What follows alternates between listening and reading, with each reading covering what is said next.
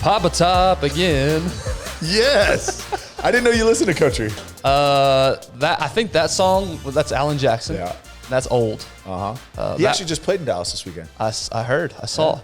I heard he's not doing well. Oh, really? Yeah, the people, my in-laws, some of their best friends from California came in, and they're big country music fans, and they came in for the concert, and it's just like, I guess he's got some, and I should probably look this up before I start spreading rumors. But popping off. He just doesn't look well, and he's frail and not moving well, and it's kind of sad because he's such a legend. Well, you just took that a lot darker than what it should have been. Hey, happy Thursday. I was going to say that song was forced on me as a kid. I had a buddy that lived out in the country, and his dad was a cowboy, and he was actually a police officer / cowboy. Anyway, so probably the coolest guy. Yeah. So he had the old handlebar mustache, cowboy hat, super tight jeans that showed off his nutsack, like the whole 9 yards. What's wrong with that? Huh? And Alan Jackson was jamming in the car. Yes. So I remember as a 6-7-year-old kid being forced to listen to Alan Jackson. Yeah, you're better because of it. I'm way better because of it. But anyway, what did you think of that the Pink Mist, by the way? Honestly, that's one of my new favorites. Is it? Yes, like of across the spectrum. Yeah, like I would drink that. That's new. That's one of their newest Pink flavors. lemonade. It was Pink lemonade. Amazing. Yeah, I'm doing the Mango Mayhem. This is my favorite. Okay, that's what I had last week. Echo. Do you listen to their Jocko's podcast? So Echo Charles, his podcast mate. This is the one that he created. Yeah. Mango Mayhem is my favorite. But I also like the orange, and I also like Tropic Thunder is my third. Yeah, I got the Tropic Thunder. Those are my top three. I got to try it. Mango Mayhem, what is it? Orange, Afterburn Orange, and then Tropic Thunder. But, of course, we're talking about the Discipline Go drinks, the ready-to-drink energy drink. Again, this is replacing all your – I used to pound another brand's energy drinks. I won't say who. In high school, literally one a day. It was almost like water. Yeah. And I just look back and I think, what junk was I putting in my body back then? And so these drinks are more cognitive enhancers. They're not. It's disrespectful to call them an energy drink. Is what I'll say. Yeah. It's very low calorie, very low caffeine, very low calorie. It's more just for focus, attention, all that good stuff. And of course, you can get these at HEB in Texas. You can get them at Vitamin Shop. You can get them at JockoFuel.com. All those places, but these are phenomenal. Yeah. No, it's funny because we're in real estate, right? And we do industrial stuff. And one of our managing partners, principal, I guess is the right term now, was in a warehouse that another energy drink brand had been stored in. And a pallet had been like punctured with a forklift and it had spilled and it kind of set. And he was describing the slab that it was sitting on and how it had eaten into the concrete foundation. And that's what I put into my gut. That's what you're putting in your body. Gut. Yeah, yeah. You don't have to worry about that with the Discipline Go. Yeah. These are actually good for you. They're actually healthy for you. Yeah. Which is hard to say about 99.9% energy drinks. Yeah. So anyway, go get yourself some. Today, so Tyler and I, we're friends off camera, I would say. He may not share that opinion, but I would say that we're friends off camera. We're acquaintances. But the nature of our friendship, it's like a lot of friendships at this stage of life. You see each other at work. You may occasionally see each other outside of work, but a lot of the conversations we have are here with the microphone that all you people get to listen to. And there's good and bad about that, obviously. But last week we were having this conversation, and it was legit. Like, it was true. I asked him something, and we were starting to get into it. And of course, like we do sometimes, like, hey, hold on. Let's put the brakes on that. Let's pause it. Let's talk about it, because I'm sure there's people out there that could benefit from this conversation. So last week I called Tyler up, and I'm just going to be honest with you right now. There's some, it's not a funk, but it's a struggle in my mind of right now of just where things are and the just, again, the time of life that I'm in. It's the thought of, do you keep going with this thing that you're pursuing, or is it time to cut bait and move on and do something else? And I immediately thought of Tyler whenever I, thought of this topic, because as you know, if you've been listening to the podcast in any certain amount of time at all, Tyler went through a 4 year journey to make it to the NFL, end up having a 6-year NFL career. But the journey to get there was longer than a lot of people's and longer than most. And so, again, I thought of Tyler immediately when I thought of this because he lived that for 3 years of his life. He was pursuing this dream, pursuing this goal day after day. No matter the circumstances, no matter how hard it got, he kept with it. And he ultimately saw it through. And so, Tyler, I'll ask you what I asked you last week that we were starting down. How did you know in that moment or in that time of your life, how did you know this was still a goal worth pursuing? Or should I pivot? Because quit's a harsh word. Yeah. Should I quit/pivot and go do something else? Does it make more sense to go do something else? Or does it make more sense to continue down this path, not knowing where this is leading to? And that's the question I have is how do you know when it's time to quit, when it's time to pivot, or when it's time to continue pressing on? And I just want to get your thoughts on that. Yeah, it's a complex answer because I think everybody's different, right? And you have to be in tune with your own situation, your own mindset, your own opportunity. And you truly have to be honest with yourself. And I think that's a skill it's getting harder and harder for people, just because what's reality, what's really the truth. And so for me in my journey and story, I was so invested into the dream of football and playing on Sundays and when I got to college and then felt like, okay, hey, I'm close. I know that I can. And again, there's that being honest with yourself. I don't know if I was honest with myself, but I mean, there was things along the way. Like, so this last weekend, Fresno State played USC. Not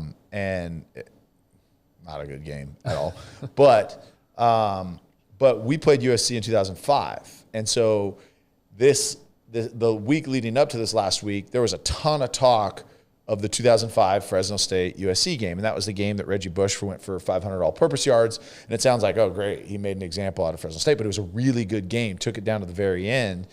And that was the first moment where I was like, this dream is attainable. Like, and I know that I can play because I was literally pass rushing against Winston Justice, Sam Baker. I mean, I had a sack on Matt Leinart. I had 2 tackles for a loss on Reggie Bush, 1 on Lendell White. It was like, okay, I can play with these guys. Like these are all first round picks, and I was beating them. So I can play at the next level. So trying to be honest with myself. What I wasn't honest with was who I was and how I was perceived. Like I knew I could play, but I wasn't honest with myself in that, hey, because I can play, they're going to overlook the fact that I was 6'1 3/4, didn't have a wingspan, I wasn't fast, I wasn't explosive, I didn't have those tools. Yes, like on film and production, great, but I was not honest with myself in what the actual reality was, which in hindsight was probably good. So I was invested, right? At 4 years old, that's all I wanted to do. And so at that point in my life, I didn't have obligations. I didn't have things that chasing this dream would be a deterrent to. It was hard. I was poor and it was depressing and it was a hard time, but it wasn't to the point where, okay, hey, I'm taking away from myself and those that I love. And really up to a point, it was all me, right? It was all what I want. And I want this dream. And, part of it was my parents just because they'd supported me and all that. So that was an aspect, but it was, what did I want? And then Tiffany came into my life and then it became more than me. So that was a boost of energy, pushing through the failures, pushing through the rejection, pushing through all those things, because now it was bigger than me. Mm-hmm. And again, still dating, yes, it was embarrassing because I was broke and I had to borrow money from her and it was all those things, but it still wasn't at that point a deterrent enough for me to let go of the dream. And then again, recognizing too, the ultimate turning point for me to give it like one last push, which really would have been my last push, honestly, because I was really close to just saying, hey, look, this isn't worth it. Like I'm chasing something selfishly, and then now it's starting to affect my now wife. But when she came to me and she said, hey, I'm going to support you. I'm in your corner. You do what you got to do. I'll keep working, whatever it is that you need to do, but because I believe in you. So now it was for her, but now I finally felt like, hey, it wasn't just me wanting it. Like she believes in me too. Yeah. And so for me at that point, that was an extra charge. And I was still pushing because I was still all in on it. And I still loved it. And I still wanted to make it happen. Where I see a lot of guys in that specific circumstances is they do it and they chase it just because, well, I'll get those paychecks, or I'm supposed to do that, or it's the only thing that I'm good at, so I don't know what else to do, kind of deal. But I truly, truly, truly loved the game and wanted to continue playing the game. And in my heart, really, that was the motivation. Yeah. Yes, like I wanted to do it for Tiffany. I wanted to do it for my parents. I wanted to do it for myself. But I really just truly loved it. And up to that point, there wasn't such a negative impact of me pursuing that to step away. Yeah. So to simplify, boil it down, you basically ask yourself two questions. Number one, do I still love this? Yeah. And number two, is this deterring me from anything else that I could be pursuing? Yeah. And the ultimate answer for both of those was yes, I still love it, and no, it's not deterring me enough. And that's what helped you continue push forward. Now again, that's very simple. That's very simplified.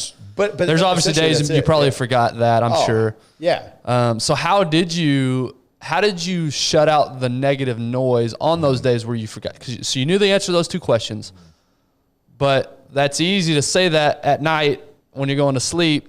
It's harder to live it the next day whenever all the negativity starts coming into your head. Yeah. How did you shut out the negativity? I think it was, I put too much into this not to show up the next day. Like I have, I don't want to say sacrifice, because I think that would be an overstatement, because it really wasn't a ton of sacrifice. I mean, I was a college kid but I had just put too much in to not get up at 5 a.m. to go train, or to take my lunch break and go do speed training and go do, like, it wasn't an option, because if I didn't, then all of that was for absolutely nothing. Now, if I did all of that and it honestly didn't work and it didn't happen, I didn't want to look back and then say, wow, because the second that I wouldn't show up or didn't want to show up was the time that I probably would have hung it up. I was just going to ask, did you have it pre-planned in your head? If X, Y, Z don't happen by this date, then I'm done? Or was it more of just, hey, if I lose the love for it along the way at some point, I'm done? I don't think I processed it at that point. Never processed it. I don't think I did. I did when we got married. I said, hey, look, if I don't get an opportunity by that first, through that first spring after getting married, it's time. Now I've got to be a husband and I got to provide. And that was like, hey, start at the bottom and climb up. Yeah. And so that was the path. And because up to that point, I was really kind of just banging my head against the wall. And it was like training, going to workouts, doing this. But it was like I had to get film. I had to get active. I had to get back out on the field. So it was like, hey, look, I'm gonna get humbled. And I'm gonna take 2 steps backwards, in my opinion, from where I should have been. And I'm just gonna start at the bottom and I'm gonna climb up. Yeah. That was an ego roller coaster too, I'm sure, during that time. Ego served you well in knowing I'm going to accomplish this. This is going to happen one day. You have to have a substantial ego to have that thought. But like you said, it wasn't so large that you thought you were above going to play arena ball or above playing Canadian ball. You were willing to do what it took in that time to ultimately get to. So yes, ego served you in a way of, I'm not giving up on this because I know I can do it, but it didn't it wasn't too strong to where you didn't have to do, or where you were not willing to do things that it took to get there. Yeah. I mean, I don't know if I don't, honestly, like I thought that I could play and I thought I was close enough, but I don't ever think that I ever had in my mindset truly like I'm too good for this, or I'm better than these people, or honestly, like even when I got to arena, I was like, dang, there's some good players here. Like, am I good enough to play this? Like every time I was trying to prove myself. But I don't, yes, like I think ego played because I didn't want to be a failure to everybody else, right? Mm-hmm. Like the persona that I had built in Fresno was like, oh yeah, he's gritty, he's tough, he's going to push through. And if I had wasted 3 years just chasing this dream, then I'd be like that dude. Yeah. You know, and I didn't want to be that dude. Did anybody ever verbalize that you should give it up to you? No, I don't think directly, maybe indirectly, like, why are you still chasing this? Like, they'd ask me that. Like your parents never stepped in and said, hey, Tyler. No, my parents were awesome. You're 25. Yeah, my parents were awesome. It's not working, no. Yeah, it was never like, hey, you need to move on with your life. You know, you're just chasing this dream that's never going to happen. It was never that. I'm sure there was a lot of talk behind the scenes that I didn't hear. Yeah. But I don't think anybody ever. And I take that back. I think one of my bosses when I was at the insurance company, was like, "Hey, you need doing their job. They need to get me focused and be all in on it because I was benefits 1 them, foot out the door. Yeah, it benefits them if you're all like in it's time that you need to lock in here and be full time because you can make a good living here." And it's like, I'm miserable every day. Yeah. Like, no, thank you. Yeah. But anyways, so I don't know. I again, there's two things. Is one, you have to love it. Decide if you love it or not. Because if you don't, then why are you wasting your time? You're just forcing something that's not going to happen. Mm-hmm. And then two is what are your motivational factors? And by you pursuing this, is this ultimately going to benefit them? Yeah. How difficult was it to ignore the acute bad results? Meaning you have a bad game. How hard was it to ignore that and say, no, the overall goal is still the same of so say you played arena ball. Mm-hmm. I'm sure you had a bad game or two in arena ball. Yeah. How difficult was it to look at that bad game and think, it's just not meant to be? I don't think I looked that far. Because I'm super critical of myself. Like of the game film I watched, like my college and professional career, 70% of it was watching myself, and then 30% was watching like other people because I was so critical. So I would never take like this bad moment and like attach it to the overall dream. It was like, you suck, get better. Like it was just that. Like tomorrow, don't do this crap again. Like you have to stop sucking. Yeah. And it was never like, oh man, I'm not good enough to play here. I had thoughts like that, like especially in Canada after getting cut. It's like, dang, I can't even make it there. How am I going to make it on Sundays? But like I had a bad game. It's like, you freaking kidding me? Like you're better than this. Like don't do that crap. Yeah. Like, so it was more just like in the moment and focusing on, because look, if I stacked enough days on top of each other, like, yes, like there would be progress. Then I would climb to the next level, and then I'd stack enough days, and then I'd climb to the next level. Like it was there and it was in front, and there was at least I had a path right that I had created right after Tiff and I got married before I went into the Arena League. Yeah. There's a lot of wisdom in that mentality of, I'm not going to let a bad result influence my overall. It's again, it's like we talked about yesterday. It's delayed gratification. It's logical versus illogical thinking. Logic says one bad game doesn't ruin an entire season or dream. Yep. They suck. They're not fun, but what am I learning from this? Yeah. And ultimately continue pressing on. I think I struggle with bad results sometimes, whatever pursuit it is, whether it's podcast, whether it's business. I have a tendency to let a bad moment bleed over into being more than just a moment. Yeah. So let me.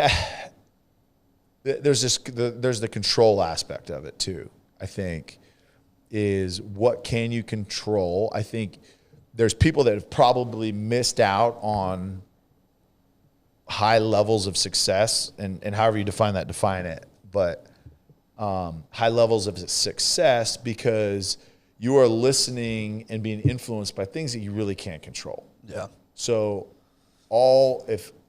like for me, like for example, when I went to Orlando, Florida for a workout, 2,000 dudes showed up to this, and I wasted, $1,000 that I didn't have going to this workout. And I was discouraged, but I realized like, okay, look, it happened. Like there's nothing that I could have done to control, like getting more FaceTime with coaches or getting more exposure to coaches. So like, all right, move on. Like that sucked going out there, but like it is what it is. Like other people's opinions or lack of, like we'll speak in, like you were talking in the podcast, right? Specifically, it's like there's times it's like, man, like we've been grinding. And you specifically have been grinding. But like the only thing that we can control growing this podcast and doing this is like showing up every day and putting everything that we can into these conversations and topics and the content that we share. Like that's it. Like I can't control Steve Smith liking the podcast and sharing it or not. Like right. All we can do is put it out there and, ask and ask for people to help. But ultimately it's like, we can't ask for help if we're not putting out good content that we really believe in. So that's the only thing that we can control. And look, if it doesn't turn into what we hope that it does, it doesn't. But we controlled what we can control, and it is what it is. Like that. I just feel like people have quit because they listen to the outside noise, and it doesn't have anything to do with the path of their journey. Right. Yeah. Goal pursuit is interesting. Because you know why it's important to you know what you're after, but it is easy to get caught up in the negative outside noise. And I think when you look back on that time that you were going through, I don't know, it's just you know what's right, you know what you're after, but it's just so hard to. Yeah, and I think honestly, like I could have quit a couple times. There's a few times where I totally could have, and I would say, I was really lucky that I didn't, and it wasn't an intentional like, no, I know that it's coming. I got to persevere. It was just like I didn't quit before it happened. Yeah. Like, because I had you gave yourself long enough to. Yeah. And I had people that supported me long enough too. So I was super lucky. So to say that like, hey, you need to learn this lesson from me. Don't quit. Don't do this. Like there's a lot that was out of my control that people supported me and helped me. And it allowed me to do it long enough to where something actually happened. Right. I mean, you do something long enough, you are going to be the best at it. Yeah. You are going to be elite. If you do something consistently, wholeheartedly for long enough, you will be elite at it at some point. Yeah. Now it's just a matter of, okay, how long am I willing to wait for that? Do I want it bad enough? And two is how much in me pursuing that is going to be an inhibitor to my overall life and my circle, people that I care about, their life. Did you ever have a moment or moments where you thought hard work's not going to be enough? I was pretty naive, I think. I was really naive. I thought hard work would take care of it. Because I'm totally with you. I think there's power in showing up and stacking good days upon good days. And the law of averages, the more you continue showing up and stacking good days, it's just a matter of, it becomes a numbers game. That's what sales is, they say. Yep. The more times you pick up the phone and dial, the numbers say the more likely you are to hit on whatever it is that you're trying to hit. And I hear that, but at the same time, the doubt comes in for me of, well, maybe hard work isn't enough. Maybe just showing up isn't enough. And not that's maybe showing up isn't enough. There has to be another level too. There has to be a talent. There has to be an ability. There has to be a uniqueness that comes along with showing up. So maybe it is not enough just to show up and just to work hard. Those are two great things to set up. Those will get you a long way there. But at some point, it also has to be skill acquisition and being better than the competition. And that's ultimately what you realized was you weren't just showing up. Yeah. You were improving as well. Yeah. You were showing up, you were training hard, and you were getting better. Yeah. And that's a piece I think sometimes we forget about. At least I forget about is, yes, showing up is important, but you also have to improve. You do.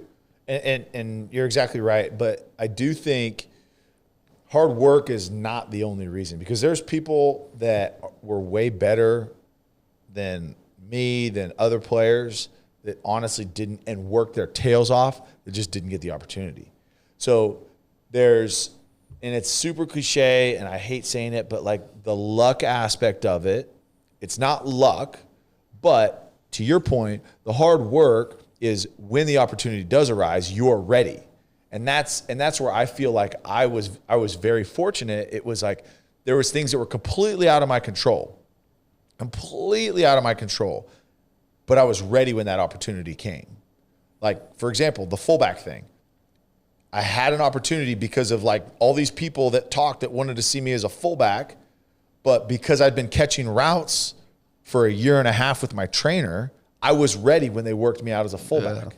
Yeah. It had nothing to do, that opportunity had nothing to do with me, but it had to do with when I did get the opportunity, I was able to take advantage of it. Yeah. And so, I mean, think about it in sales, right? How many times do massive, like life-changing sales come because you happen to be in a spot and bump into somebody at the right time when they needed the service that you had nothing to do with you going and pursuing it. And that's a majority of it. But some of the big life-changing sales are because you were in the right place at the right time, met this person who then knew this and then met that person. And then they heard that this, and then it all connected. Had very little to do with you, except for the fact that your interaction with that person that you met, you were ready in that opportunity, which led you to this, and this. But it really did. Hard work was not what got you to that end goal of landing that big deal, because 4 people had to connect you to that. Right. Again, and that's kind of the story of my life, I think, is very little is in my control. And, divine, self-made, think whatever you want to think. But for me, 100%, it's like, look, I love a God that is sovereign and he knows what's going to happen. And like, there's reasons that certain people come into my life at certain times and opportunities come at certain times. And like, I have to be faithful in being prepared when those opportunities are in front of me. Yeah. Yeah. It's the 10,000 hours. And that's the thing. We see these quote unquote overnight successes, but we didn't see the 10,000 hours before that overnight success. But to your point, maybe they didn't have a whole lot of control in that moment that gave them the break. Yeah. But it's all the work they put in to get to that moment. Yeah, I think of someone, and I'm a big fan of Zach Bryan. He's a country singer. Got like he's a red dirt. He's from Oklahoma.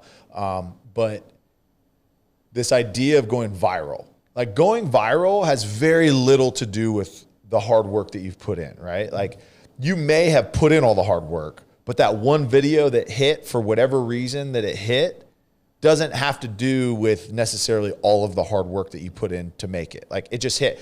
And that's proved because absolute morons go viral. I mean, Catch Me Outside? Yeah. That girl, right? What's she doing? No, she's got a music contract. Oh, does she? Oh, yeah. She's like, that's what I'm saying. Like, you go viral that doesn't have anything to do with the hard work, dedication, discipline, all of those tools that we talk about on this show. It's very little to do with that. And then you go big. That's proof that it's not 100% deterrent on the hard work that you put in. But now what are you doing with it? And I think as Zach Bryan, I brought him up, is like one of his songs posted on social media. He was an active Navy, or he's active military. I think he's Navy. And he posted a song online. It hit, went viral. But since then, he's put out like 4 albums that are absolute gold. Now he's one of the like biggest up and coming country music stars, because he was ready when the opportunity came. Yeah, to me that speaks to his viral moment was out of his control, but because he was prepared, because he put all this time in, he never quit, never pivoted. Yeah.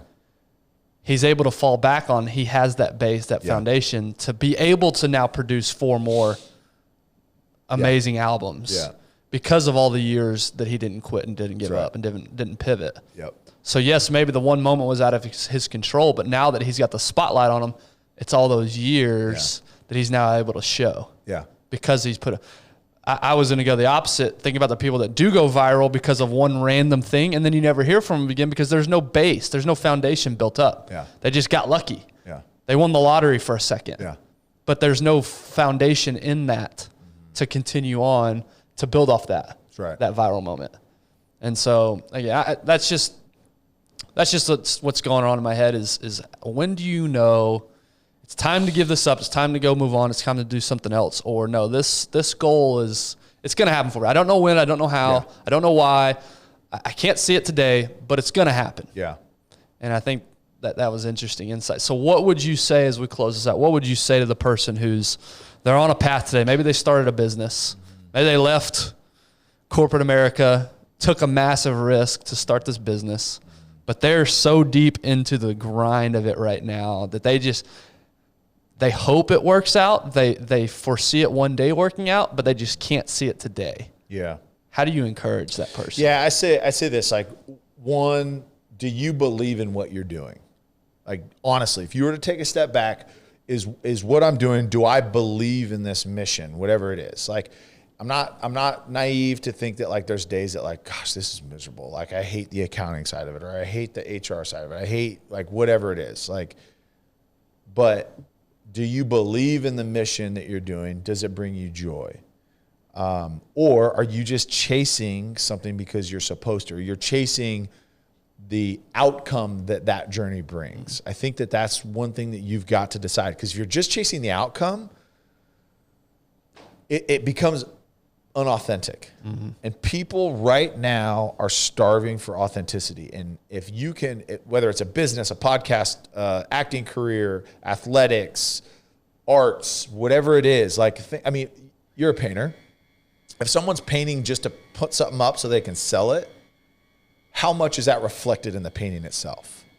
For me, it's everything. Yeah, it's everything. Right? Yep. And I would argue that, like, you can literally, because your heart is in it, you can literally do one stroke of a red brush, put it on a canvas, and sell it for $4 million.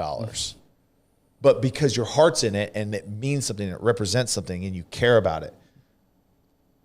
If you're just pushing a product or creating a business or doing something just to do it because I want what comes on the other side, for me, if I just wanted the paycheck of being in the NFL or I just wanted the notoriety, there's no way I would have sustained it. So ask yourself, what do you really truly believe in? Do you truly love what you're doing?